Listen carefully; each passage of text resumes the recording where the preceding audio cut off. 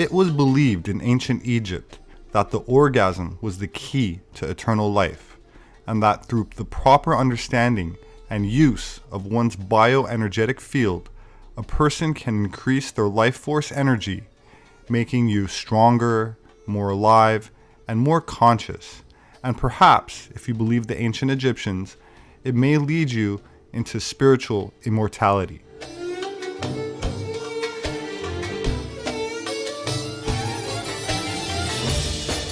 It was thought that sex energy was directly linked to the activation of the chakra system, and more specifically, the heart chakra. A chakra is defined as an energy vortex that is connected to the entire human energy field and influences the nervous and endocrine systems. Sex, and specifically the orgasm, therefore, is more than just something that allows procreation, and under the right conditions, is said to allow a person to not only attain enlightenment or higher consciousness, but actually subjectively experience other worlds beyond this dimensional plane of existence. It's not only Egyptian Tantra that uses this method. It's known also by yoga, for example, doing Kundalini yoga. I'm doing a lot of Kundalini yoga by Yogi Bhajan, for example. They also speak about it in the sense of Kundalini yoga, and there's many other methods. This is not the only one, and this is not religious at all. It just has to do with alchemy and physics, basically. Because sexual energy is not only used for creating children, and there's actually a reason why the sexual energy is so strong. It creates actually a very strong magnetic energy. It's all about magnetics, electrics, all about physics, and if you know how to use this energy, you can actually raise your consciousness by it. It's just that a lot of these what they call secrets have been used because have been taken by religious, for example the Christians, just to hide the truth from us, because it would make us incredibly powerful. The thing is that you have what is called here, everybody uses different names. So in here it's called the internal fire of Ra. Ra, the Egyptians, Ra and Horus and Isis, because the thing with Mary Magdalene was that she was an initiate of the temple of Isis. And Isis, she has many names. She's a goddess that has 10,000 different names. And you can see it as the energy of the goddess, or the mother, the pure mother, which all of us we have, It's not only female, but we all have this energy, and we're all trying to find a balance in between the male and the female, right? But the thing is, she was a high initiate of the temple of Isis, and this is the type of methods they were learning. So we all have this channel inside of us. It's like in the middle of our body. In our workshops, we call it, in our Awakening the Illuminated Heart workshops, we call it the prana channel. And around that channel, you have different pathways where energy can stream up inside of your body. So when this energy is used well, it's actually clearing out all your chakras, or seals as they used to call them. So it's clearing out all this energy, and what comes out is your pure basic a bright, clear consciousness that comes out. So I'm gonna show you a picture where on the left side of the spine there is a lunar circuit, and the right one is called a solar circuit, which is called also the Ida and the Pingala by the yogis and the yoginis. And it's an alchemical process. So let me see if I can find it. The lunar snake is pitch black. It's the color of the void, and you know, and the solar, the one on the right is the solar. Is the color is gold, and they both rise upwards. And then when they rise upwards, they are actually piercing all these chakras. I'm going to show you the image. That's going to help you to. It's going to make much more sense. And as they are crossing each other in the head, they're watching each other also. So, and what they were actually doing was to charge their ka, and by that charging their ba. So ka is like your light body, your etherical light body, and ba is like your you know, your celestial soul, you could say. So what they were doing was they were charging their ka with a lot of energy, a lot of light. Qu'est-ce qu'il y a, mon amour chéri? J'ai envie de jouer avec les enfants. D'accord, allez-y, mais il faut que tu mettes tes chaussures, d'accord? D'accord. Allez-y. J'ai envie de rester encore un petit peu. Non, parce que maman a fait un film. Allez, Cookie, s'il te plaît. Mais pas dans le film. Non, tu es dans le film maintenant, allez. So, Ben là, je suis dans le film. oui, tu es dans le film. Allez, Cookie, va jouer, mets tes chaussures, allez-y. Et là, je suis dans le film. Non, là, tu n'es pas dans le film. So, this is the image I wanted to show you. It's the pathway of the two serpents. So what happens when it goes up? It crosses through all the chakras, the seals, in the throat. It's one of the last ones. And then actually in the head, you can visualize or imagine this chalice of the pineal gland, right? And there's like a liquid coming out, like red and white serpentine droplets, which is going to create an ecstasy. You can even taste it. It's liquid, and it creates a very strong ecstatic energy, like a bliss, you know, because your ka needs ecstatic energy to be loaded up, you know, with energy, life force. So and it's a magnetic energy that releases itself. It's spiraling. In a woman, it's coming from the womb. The womb is the center, and then the energy, you know, it's magnetic, and it spirals out of that energy. And so there's much more to say about all this, but I prefer you get it directly. One of the important things on this method is that it will never work if there's no love, you know. You can do this work alone, or you can, which is called the alchemies of Horus, or you can share it in a sacred relationship, and then it becomes the sex magic of Isis. And so if there's no love in between the partners, it just doesn't work, you know. For example, the woman needs to be feeling safe and needs to be feeling loved by her beloved. If not, all of this just doesn't work. So, as I said, there's much more to say about this, but have a look. A lot of us want to raise our frequency, raise our vibration, and you know, become the clear consciousness that we are.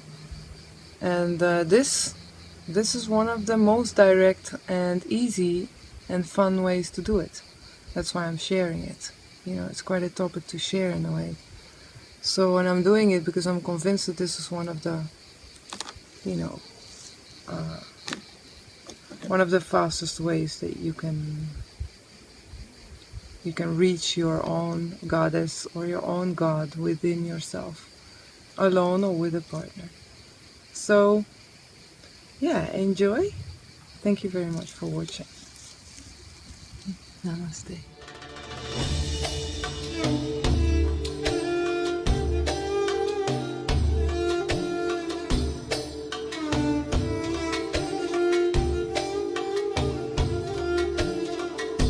The ancient Egyptians performed circumcision not as a way of keeping track of slaves or as a punishment, but in regards to their alchemical goals via sex to increase the body's biomagnetic energetic charge, where, in according to this philosophy, the orgasm is sought after. However, the ejaculation is equated to a short circuit where energy is totally lost, and so the climax is avoided entirely. That said, the ancient Egyptians would attempt to amplify their aura or biomagnetic field with various handheld devices, as well as staffs and wands. The beginning of the study of magnetism can be traced back to Egypt, and the staffs and wands of the ancient priests were instruments of magnetic conjuring. Also, we find the Greeks used it, and among the Greeks and early Egyptians, we have the first understanding of the nature of magnetism. It was used principally in healing. It was well known to Pythagoras, who gave us considerable information on the subject, which was promptly forgotten by everybody else. Then we have little knowledge of it, except through the Arabs. The Chinese were aware of it because of the discovery of the mariner's compass.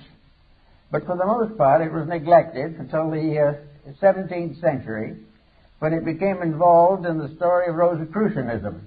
The alchemists, the Rosicrucians, and the Hermetists all were unfolding phases of magnetic theory. It was also very well known to Athanasius Kircher, the great Jesuit scholar, but for the most part it was ignored. It is interesting that we should use magnetism so continuously and yet never really understand what it is.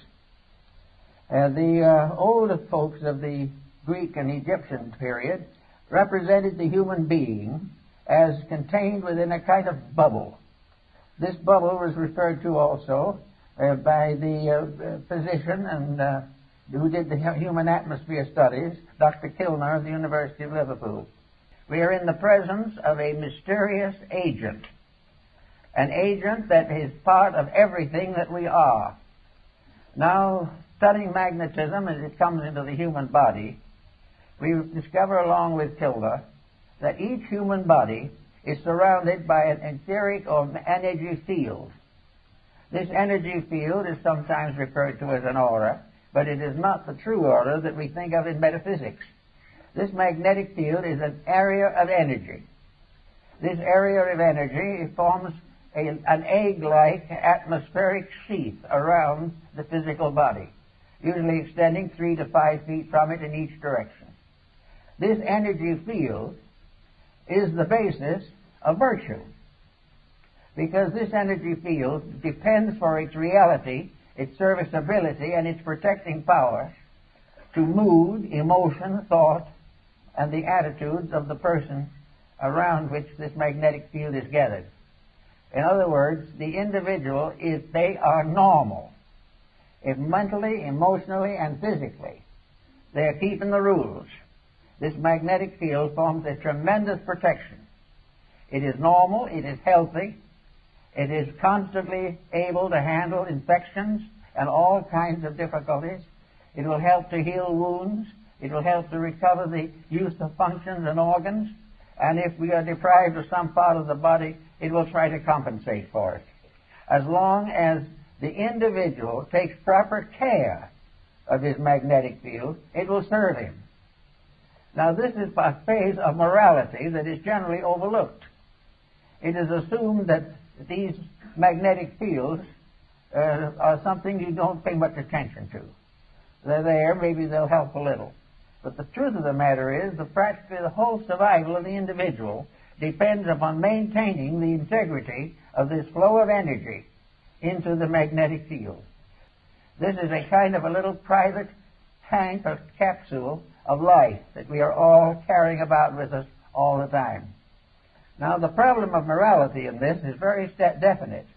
The moment we break rules, we damage that magnetic flow. We have got to keep the laws of nature, and these in turn are the laws of God, or the magnetic field fails. It can fail because of physical intemperances, which reduce its integrity and reduce its power. It can be wasted in riotous living, which is a common cause these days. It can be variously destroyed by moods, by attitudes, by fears, by complexes. It can be destroyed or damaged by alcohol, drugs, narcotics, all kinds of things. But if this field is damaged, it immediately reacts into health. It damages the individual's vitality. It makes him more easily subject to contagions and infections, and it definitely shortens the life expectancy. Now, if this is so, why do we want to consider it as a moral factor? In other words, what is morality? To the ancients, it was obedience to the words of God, or the laws of God. In more modern times, with more intelligent people, it is obedience with the evident will of deity as manifested in creation. Virtue lies in whatever builds up the magnetic fields. Vice is that which tears them down. No human interception can interfere with this in any way. Therefore, if we are good, it's not because the book says we should be. It's not because it was thundered by the laws on Sinai. It is because we keep the rules of the integration of the human structure. That we use the magnetic fields correctly and protect our health and our happiness and our well-being in that way. Now, in the Rosicrucian philosophy, we had alchemy, the transmutation of various phases of life. Alchemy was a transformation and a transmutation of energies. And these energies are essentially the same ones that we have in magnetism. The moment you damage a level of integrity in your own magnetism, that level of integrity becomes sick. The moment that becomes sick, part of the defense against exterior problems is reduced. The only way in which the individual can be really dominated by anything except himself is when he sells out his own energy and becomes negative to other things. Back to the individual now, and we find him standing in the midst of his own magnetic field with his structure protected by the constant radiating force of outflowing energy, an outflowing energy that vitalizes everything from the center outward and nourishes the solar system, which is the human body, from the level of the sun, as in astronomy. The ancient astrologers believed that these energy fields originated in man himself, and that the source of all the energy fields in the human body is the heart. That this is the thing from which all else radiates. Therefore, the most dangerous of all corruption is the abuse of love, abuse of friendship, abuse of integrities, abuse of fidelities, and abuse of those things of benevolence, mercy, and compassion which are associated with the heart.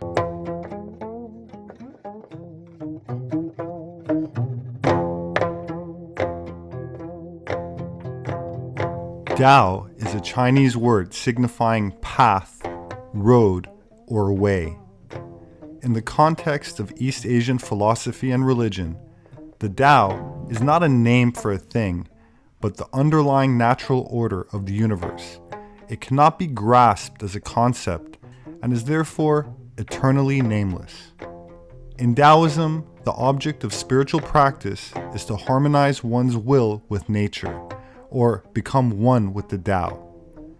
This involves meditative and moral practices in order to achieve effortless action. I remember once I was looking in the open air and one of those glorious little thistledown things came, and I picked it up like that and brought it down, and it looked as if it was struggling to get away, just as if you caught an insect by one leg, like a daddy long legs or something of that kind. It seemed to be struggling to get away, and I thought, well, it's not doing that. That's just the wind blowing. But then I thought again, really? Only the wind blowing? Surely it is the structure of this thing which in cooperation with the existence of wind enables it to move like an animal, but using the wind's effort, not its own. It is more intelligent being than an insect, in a way, because an insect uses effort. Like a person who rows a boat uses effort, but the man who puts up a sail is using magic. He lets nature do it for him with the intelligence to use a sail, you see? Now that is the most highly skillful art of all. That is Taoism in perfection.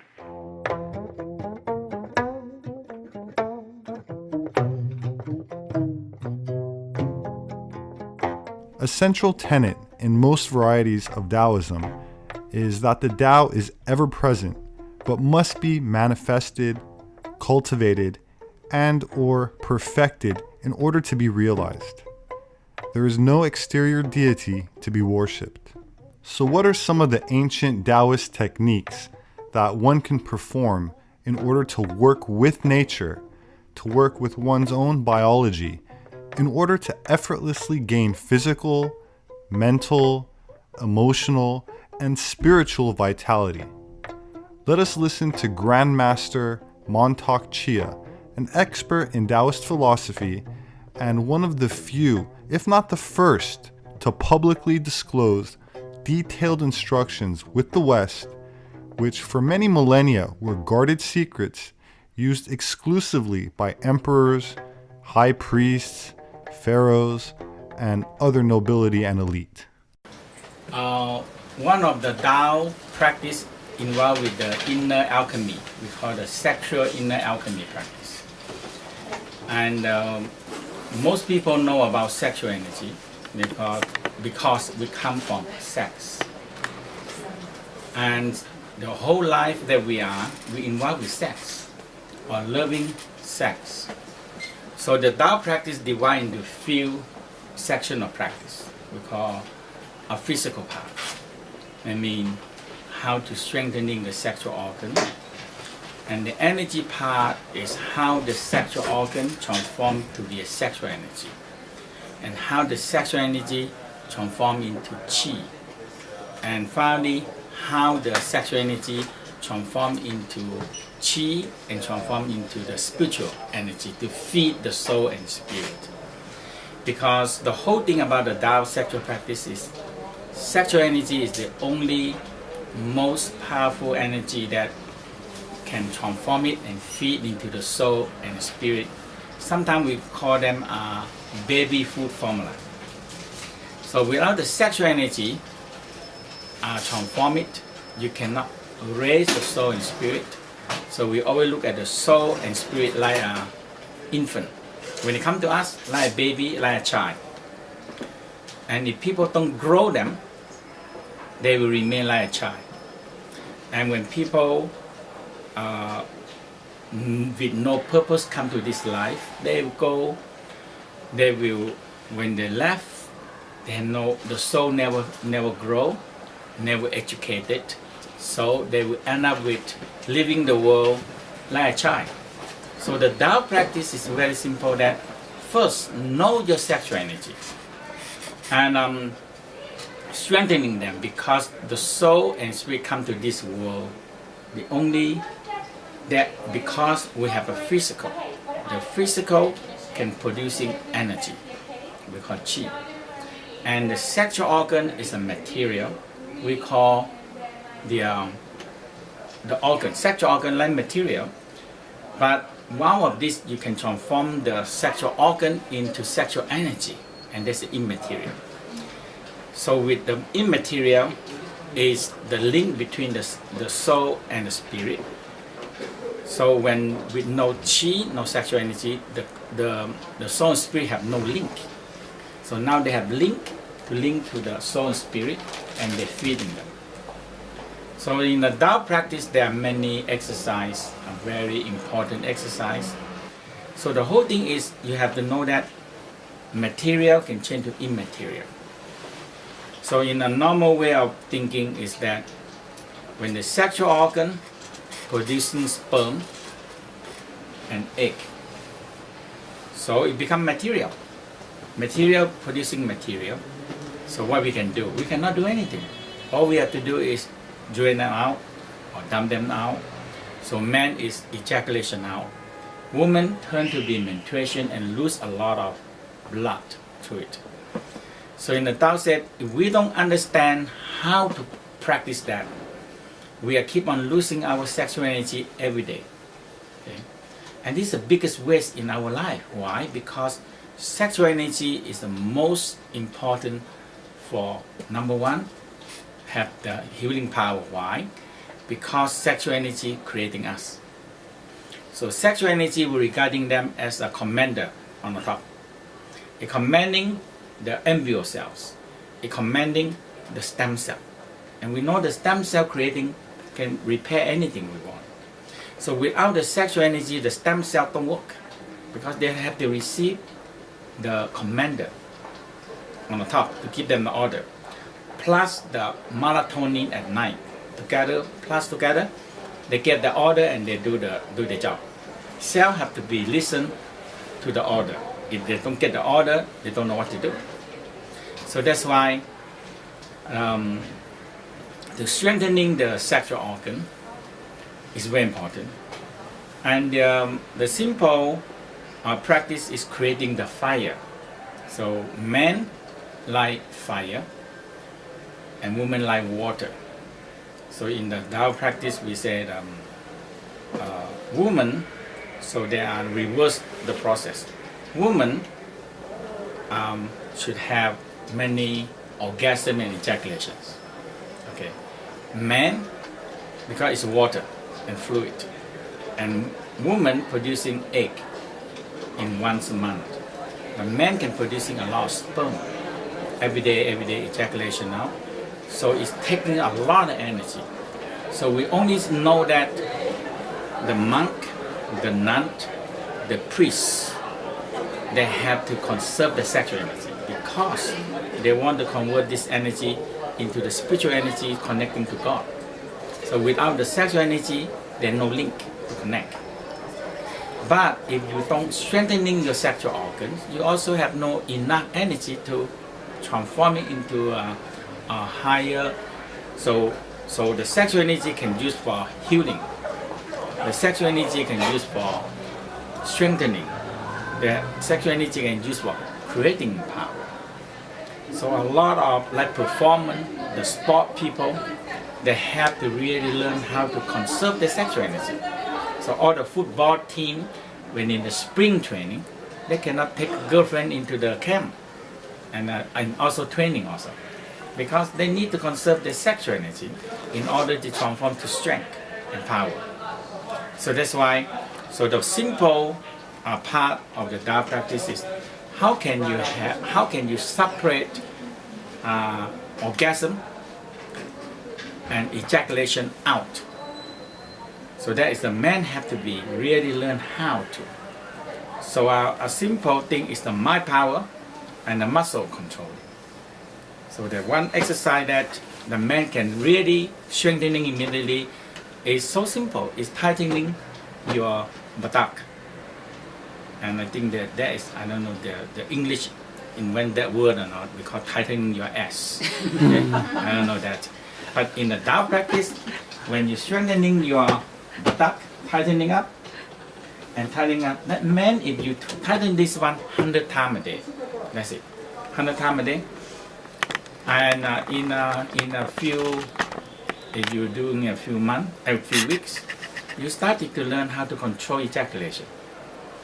So why the men need to control ejaculation? Because you don't have the ejaculation every time. That's the most important part. And so there are a timetable, how old you are, how many times you should be ejaculation a week. And later on, it's between the age you go up. So you can have, if you enjoy life, enjoy sex, enjoy love, because loving energy and orgasm energy is the one that make the cell split, make the DNA split. So they have to study that DNA renewal need orgasm and love. That's why we have love. when we feel love and feel orgasm, they say when we make love, the DNA also make love and is split. The DNA renewal happen every second. When it slow down, we get old.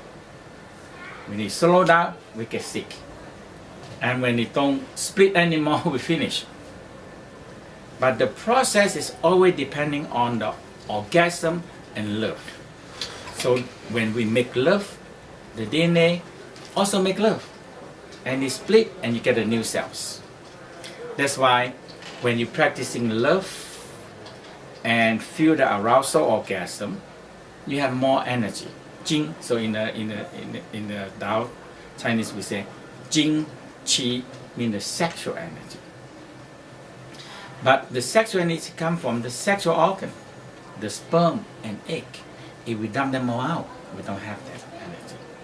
So that's why in the sexual practice we always talk about a different way of orgasm for women. So you have the clitoris ejaculation, you have the G-spot, or we call secret spot, and you have the uterus orgasm.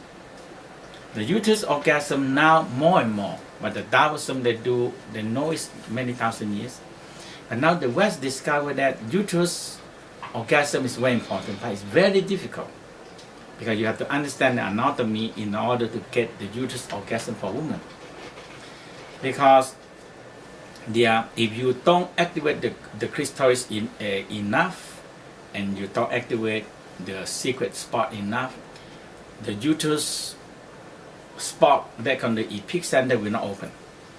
So all the women, we call women very mysterious. So all the secret spot is hiding. So it's not there until you get it ready and the lady not open. So that's why the uterus, the lady can train how to contract it. Okay. So in this one, a famous exercise in the Tao we call the D exercise. So you massage the breast and you contract the perineum annus, and you think the uterus contracting, because that's how when the lady get orgasm, the uterus contract and release, contract and release. Men also, when you massage testicle and you do the tightening this, you have a lot of qi come back. So you have more fire. So making love in man and woman we call water and fire. So if we have, when men have lesser fire and women have icy cold vagina, so if you try to boil a water, it takes a long time to boil with a very little fire and very cold water. So if you make the breast warm, the uterus have qi. When man and woman make love, you have more energy. Otherwise, it become too cold, and eventually you lost interest. And so that's why the man and woman lost interest, because men have lesser fire, and women, all the sexual organ become too cold. So when you learn how to massage and exercise, then you have more qi in the sexual organ. Okay. Could you explain the difference for men between orgasm and ejaculation? Yes, this is very important because usually we don't experience that. We don't know. So when we get very close, very good, very highly arousal, orgasm, very highly orgasm, and you want more. But there's no more. Okay, so we call a very genital orgasm, very short and very limited. So the orgasm right here, and it's go to ejaculation. So we experience orgasm, and you want more orgasm, then no more. Okay, so it jump right into the orgasm. So now, when you learn very simple, when you feel very highly arousal, when you feel very highly orgasm, you stop for a moment, feel it.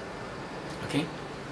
So sometimes we said you go up to be 90, 95, 94, 96, 97%. You think I get close. So if you never train it, you go so close and ejaculation finish. Okay. So men, when ejaculation, we said you dump out all your sperm out, and the body need to build up, and the sperm is the essence. So the Chinese write the sperm means jing.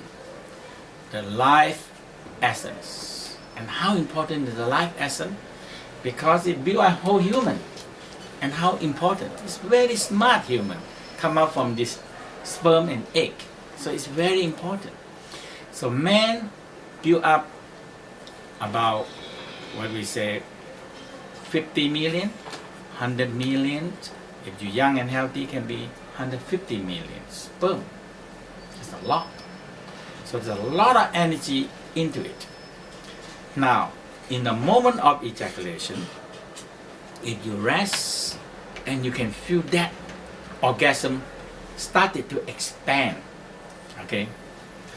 So, but if you train the prostate gland and you train the buttock contracting, you started to have the idea to control it. And the mind power is the most important part. So the Tao said, once, if you one time stop ejaculations, your mind power double increasing. That's how much power you get. If it's 2 times, so in the list that we're talking about, 1 time, what benefit to you? 2 times, 3 times. When you, so the 10 times, you're talking about, they said when you can hold and not ejaculation, make love and not ejaculation, you can talk to God. That's what the priests, they discovered that. So when they have sex with their wife, before that, the priest can marry. And they discover when they have sex, God don't want to talk to them. Next day, you go to the temple, God don't want to talk to you. So they become a rule.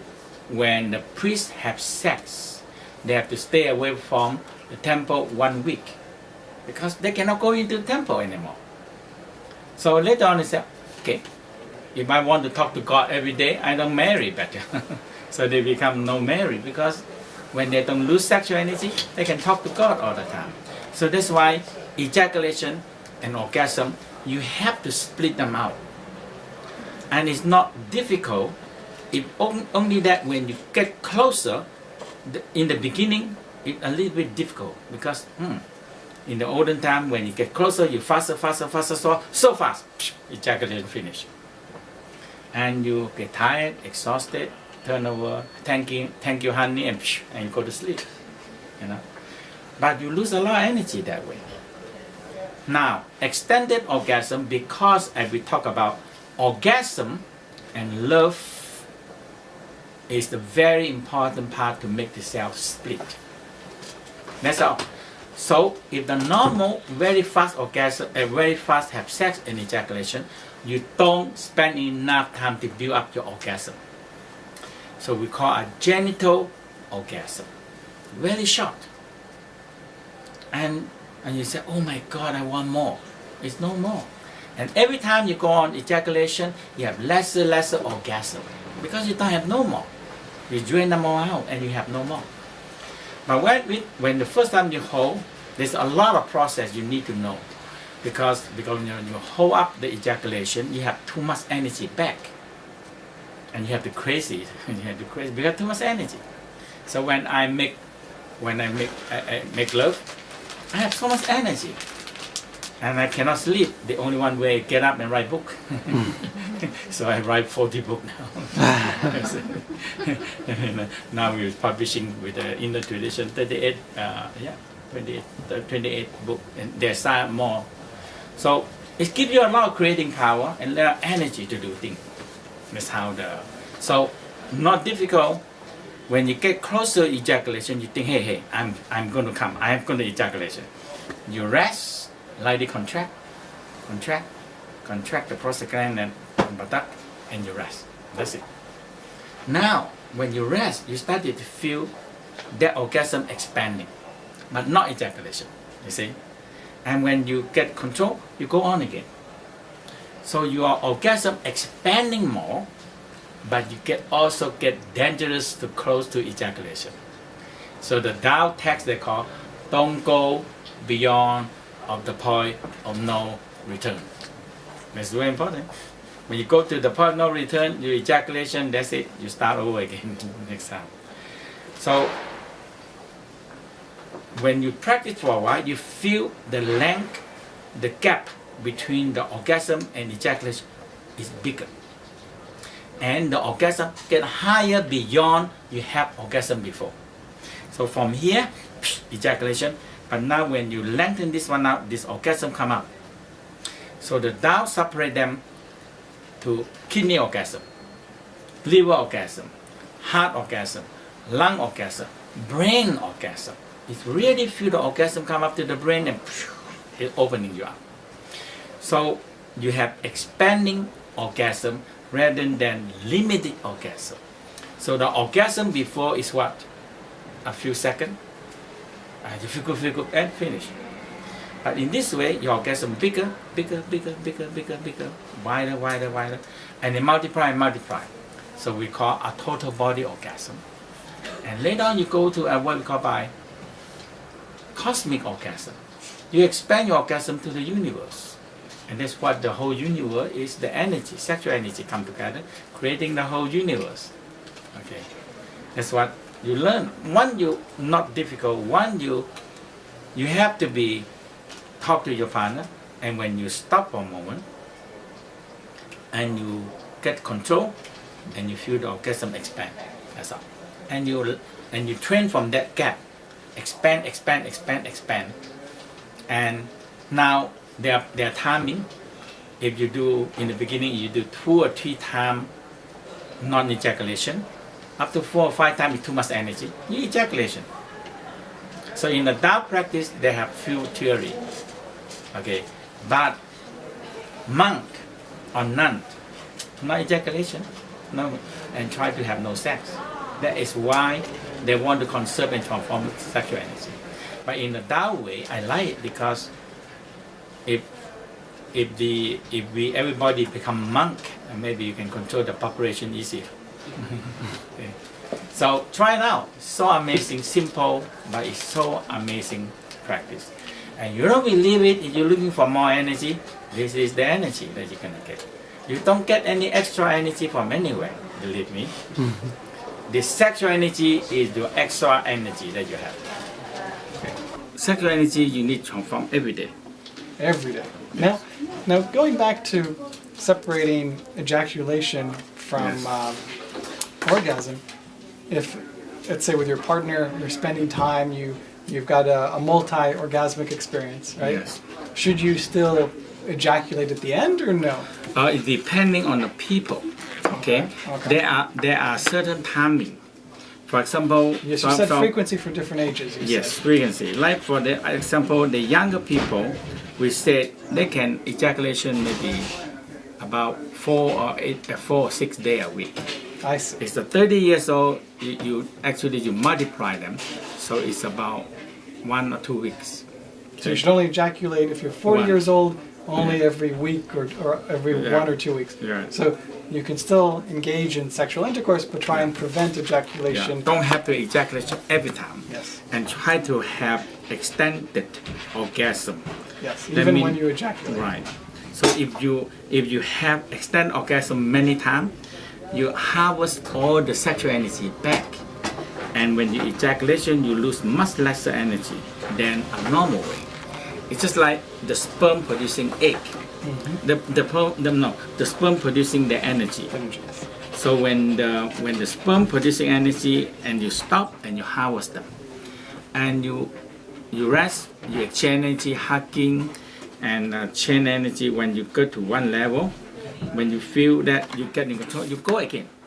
You go again, and you started to have when you feel orgasm, and you extend it and multiply it, and you bring them up.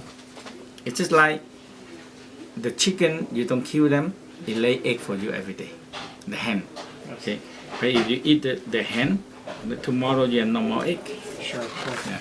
What about food? Are you a vegetarian? Do you eat meat or what? I'm not vegetarian. Okay. And I eat mostly like in the Tao Kalam we said, okay, we like to have mostly like chicken, a smaller animal, and the fish. Why smaller animal? Because we believe that when the bigger animal, they have more, like cow, they have more chakras, like human. And they have one important chakra we call fear. Fear chakras, fear energy. Yes. That is the lower center. Uh-huh. Okay, there are a lot of fear. And when in the moment of death, they're creating a lot of fear hormone. It's bad. And it's unhealthy. bad for the thing. But the smaller one, they don't creating that much. It's interesting. And the fish, they don't have the fear chakras.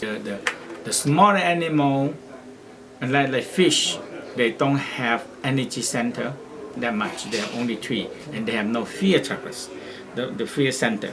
So when they have no fear center, they don't accumulate a lot of we call fear toxic.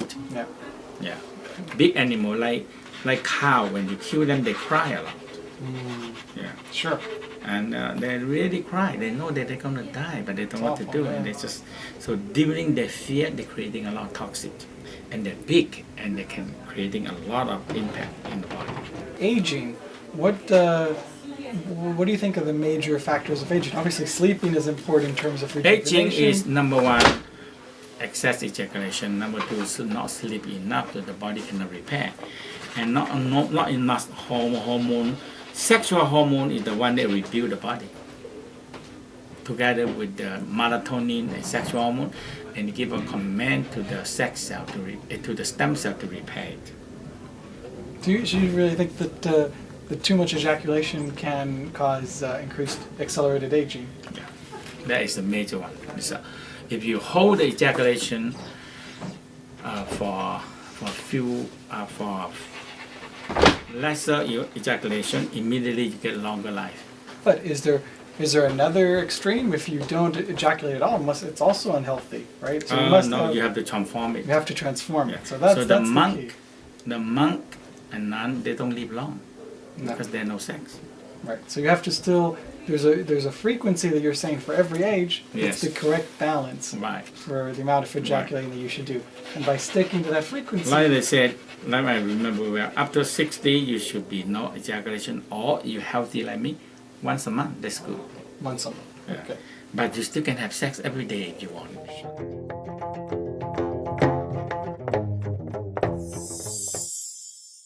Meaning to weave in Sanskrit, the term Tantra implies a set of spiritual practices that direct the universal energies into the practitioner, thereby leading to liberation from the physical level of existence. The tools one may use in tantric practice include things such as mantras, meditation, and mudras, which are positions of the body, especially the hands, that have some kind of influence on the subtle energies of the body or your mood. This is the real significance behind the Masonic hand gestures, which may be used as a subtle form of communication to other members, but in a more esoteric sense are employed in the harnessing and manipulation of energies, sometimes called chi, ki, orgone, prana, and vril.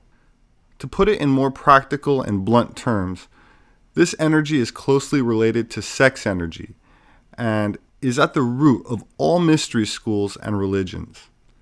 This universal energy is also referred to as light in many occult circles, with very high vibratory etheric properties, also called Lucifer, which is another term for light, or literally bearer of light.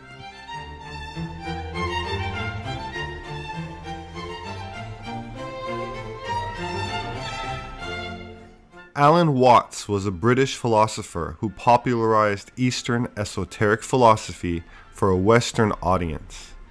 Born in England, he moved to the United States in 1938, where he pursued Zen training in New York and received a master's degree in theology.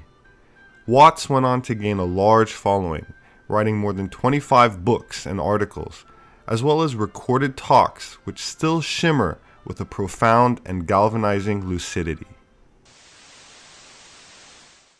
The tantric sexual practice is allowing it to happen without forcing sexual relationship in any way. It tends to be a sexual type of relationship which you could call contemplative rather than active. if you see the statues of tantric figures, by and large, the male figure is seated in the lotus posture like a Buddha, like the Buddha here. The female sits right on his lap, wraps her legs round his waist and her arms round his neck. And they touch at all points: the mouth, the breasts, the sexual organs, the eyes, looking straight into each other. But they're motionless. They're completely still. They don't, in other words, work towards an orgasm. See, Freud had the idea that sexual pleasure is release from tension. That what we work towards is the orgasm as detumescence, as escape from tension. But many people would disagree most strongly with this and say that's part of it, but that it is just as wonderful for there to be tension without any attempt to escape from it. Maintain the tension. Just let it happen. That is the attitude of these sexual images of the sexual yoga. To let it happen. And to be completely still and completely open and aware. And if you do this, you'll find a very strange thing happens. You will become the other person. And you will experience yourselves as a single organism, where the two bodies literally melt into each other. It's as if there is electric currents or something in our bodies, which ordinarily bat against each other. But in this way of sexual yoga, the two currents become a single current. And it's exactly, melting is the only way I could describe it, the best metaphor. The two bodies fuse. Some say that in the tantric exercise there is no orgasm. It is entirely what's called coitus reservatus, or karezza, to use the Persian word. And that the sexual energy is thereby transmuted into spiritual energy. Some say, you arouse the sexual energy, but instead of dissipating it, you send it up the spinal column into the brain. You all know, presumably, the symbolism of yoga, of the kundalini, that at the base of the spine there is called the serpent. Kundalini, the serpent power.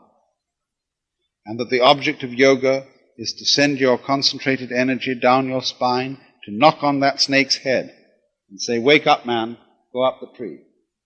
And the snake wakes up, and he goes slowly up the spine, energizing each chakra or center of nervous telephone exchange. Each one, as he gets into it, boom, a new world is open to you. Boom, boom. Finally, he gets into the 1,000-petal lotus in the head. And then everything is lit up. You know all things. And eventually he goes out through the top of the head, where there's the sun door. The head corresponds to the firmament of heaven. The sun is the door in the firmament through which you see into the transcendental world. Sexual energy is the kundalini, is the serpent power, is the divine power. If you dissipate it in orgasm, you'll lose it. If you conserve it, you raise the power, raise the orgiastic feeling, but don't have orgasm. Instead, direct the sexual energy up the spine into the head, you'll get illumination. And many tantrics practice this way.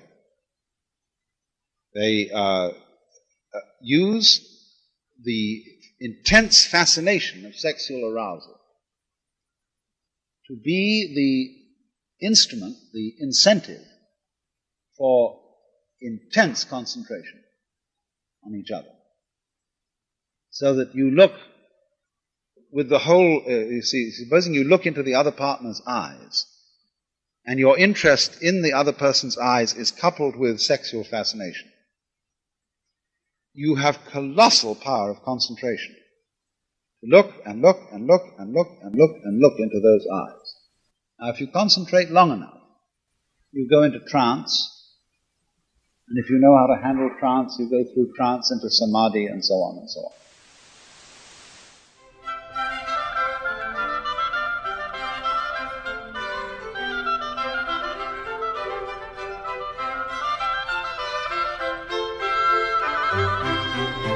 Samadhi is a state of consciousness characterized by clarity of perception and the absence of ego. It's the state of consciousness sought by all schools of meditation, a piercing of the veils of one's own subconscious mind into the superconscious. It is in this ecstatic state that the phrase, "as above, so below," reveals its guarded occult meaning, where an individual is said to be able to perceive or even influence events outside of himself or herself. Samuel Ain Weor was a spiritual teacher and author of over 60 books of esoteric spirituality. He taught and formed groups under the banner of Universal Gnosticism, or simply GNOSIS. Born in Bogota, Colombia, he published a book entitled The Perfect Matrimony that claimed to unveil the secret of sexuality as the cornerstone of the world's great religions. That was a great initiative that Master Samael Onveor knew in South America, whose name was the Dr. Arnold Krumheller, a great physician, doctor, from the University of Berlin. His inner name was Viracocha. Master Samael Onveor mentioned Viracocha in his book, The Perfect Matrimony. And he said, "This is the mystery of Baphomet. Instead of the coitus, which reaches the orgasm, sweet caresses, amorous phrases, and delicate touching should be lavished reflectively, keeping the mind constantly separated from animal sexuality, sustaining the purest spirituality as if the act were a true religious ceremony. Nevertheless, the man can and should introduce the penis and keep it inside the feminine sex to bring about a divine sensation upon both, full of joy, that can last for hours, withdrawing it at the moment the orgasm is near to avoid the ejaculation of semen. The transmission of magnetic fluids is ordinarily done through the hands and through the eyes. But it is necessary to say that there is no greater and more powerful conductor, 1,000 times more powerful, 1,000 times superior to others, than the virile member and the vulva as receptive organs." This is what Master Viracocha said. He, in other words, were disclosing the power of Baphomet. But many people didn't understand, even though he was also clear. This is the mystery of Baphomet. This is what the Master Samael Onveor wrote in the book Igneous Rose. He says, "The rose elaborates its perfume with the clay of the earth, which is the physicality. The slithering worm does not like the gardener who removes its clay. Our disciples will now comprehend on what basis do the tenebrous ones qualify the sexual alchemists as thieves. And the proof is this. When you read the book of Genesis chapter 2, verse 25, the very bottom of that chapter, it is written, "And they were both naked." But we put in parentheses the word that they use for naked. If you copy that word and put it in the dictionary, you will see that has many meanings.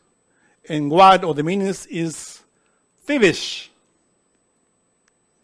And it's because it is precisely what an alchemist, a Templar, the one that knows the mystery of Baphomet, does. He steals the sexual force of nature. You have to know how to steal the energy from your own physicality, because that physicality, that flesh, is your own body. Master Samael says, or the Genesis says, and they were both thievish, Adam and his wife, and were not ashamed, because they were stealing from their own development, spiritual development. Now the devotees of the path will understand why Christ said, the kingdom of heaven suffers violence, and the violent take it by force. Because this is how you develop the forces of heaven within you. The forces of heaven descends in your physicality, and you take it by force, by willpower. It's not easy. The weak succumb in the sexual act. And that's the mystery of Baphomet. You have to be a thief. And that's why the Tenebrous, the fornicators from Klipoth, accuse the alchemists of being thieves. Because we, when we transmute, we are really thieves. We like to steal for God. But it's not stealing like in this physical world, money or dollars, because that's stupid. He's stealing from his own energy, his own force, his own physicality. And you transmute the sexual force. That's the mystery of Baphomet. That is taught by Moses through his Kabbalah in all the book of Genesis. When you are in the sexual act, you are touching the tree of life. But remember the commandment, don't eat of it. You touch the tree and you eat the fruit, and that's precisely the problem. You can touch it, but don't eat it.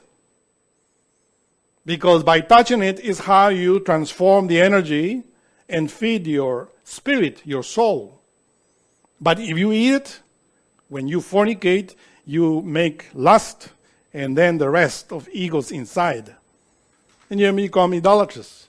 Even if you don't have in your home statues and you think that only God you worship, but you are a fornicator, you are also a killer.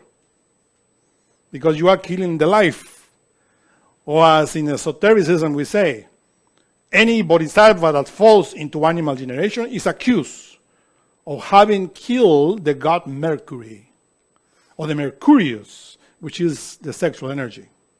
What are you performing when you are in fornication? The Zohar explains the different. You are a thief as well, but a bad thief. After the orgasm of the animals.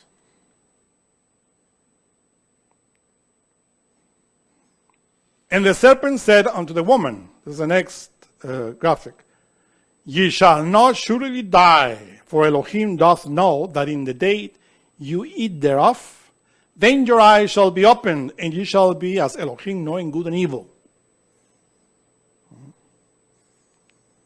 But when you eat it as God, or with God, together with God, and you eat it, and then your eyes are open. But it's written that Adam and Eve, or whether Eve tasted the fruit, which was the orgasm that they taste, and give it to the brain. And both saw that they were naked completely, without energy, without force. So we have two serpents here. The first is the tempting serpent, and the other is the serpent that gives life, which is the Kundalini. Humanity is following, of course, the tempting serpent. Because in the sexual embrace, when the flesh is receiving that magnetism in male and female, they enter into the temple, but to fornicate. And that's precisely to filth the tabernacle of God. Not to eat means to perform the sexual act and to transmute. To eat means to reach the orgasm, the spasm of the animals, which in this planet Earth, everybody's eating, having a feast of the apple of tree, right? But you had to be careful, because in the sexual act you had to be, if you want to learn, you have to start little by little. Don't start like great master of Tantra, that practice hours. The master Viracocha says they can endure for hours, right? But you say, the master Viracocha says that can endure for hours, but you are not a master. He was the master Viracocha. He says you have to start. The master Samael says you have to start for 5 minutes, 15 minutes, or as much as you can tolerate, in order to teach your body, because the serpent is wiser. Is the wiser animal of all the hayot that were created. So you said that, it says in Genesis, you shall not touch it. But then you said we can touch the tree. So which one is it? We can touch it. We can't touch it. Obviously. What Jehovah Elohim said is that you shall not eat of it. Right? And the woman says, not even touch it. Right? But then the serpent, according to Zohar, said, no. The thing is, you shall not eat. You can touch it. Look, I touch it and I don't die. And it's true. Because the Elohim touched it and I don't die. But if you eat it, you will die. But and then when Eve said, okay, I will touch it and I will try not to eat it. But she ate it and gave it to Adam. And they liked the orgasm. He says, this is a good fruit. He says that you forgot about that. It's for animals, not for us. And then they are kicked out of eating, etc., etc. Withdraw before the orgasm. This is the way in order to be born again. Another question. What is the karma of a man or a woman who cannot reach orgasm? The karma. There's no karma there. In this case, for the woman that cannot reach the orgasm, why, if you cannot reach the orgasm, you have to fight for it? It says you cannot be an animal because you don't reach the orgasm. Then fight in order to be an animal. That's incongruent. In this day and age, is precisely what people receive teachings. That some women are difficult to reach the orgasm, so they have to teach her. Women are, in past times, chaste by nature. But in this day and age, there's a lot of pornography there and filthy things that teach the woman how to fornicate, how to reach the orgasm, and that's bad. In other words, the woman had to be more bestial as she already is, and how the man can be more bestial as he already is. But remember, the choice is yours. Take the path of the good or the evil. It's up to you. When you are in a sexual act, God is one. And if you pollute the sexual act, you are insulting that only God within you. Thank you very much. Ecstasy or samadhi is not a nebulous state, but a transcendental state of wonderment, which is associated with perfect mental clarity. On one given night, while in profound internal meditation, I abandoned this illusory world of Maya. Thus, liberated from the shackles of this bitter existence, I submerged myself into samadhi within the world of the spirit. There is no better pleasure than feeling oneself as a soul detached from the body, the affections, and the mind. Samuel Ann Weor.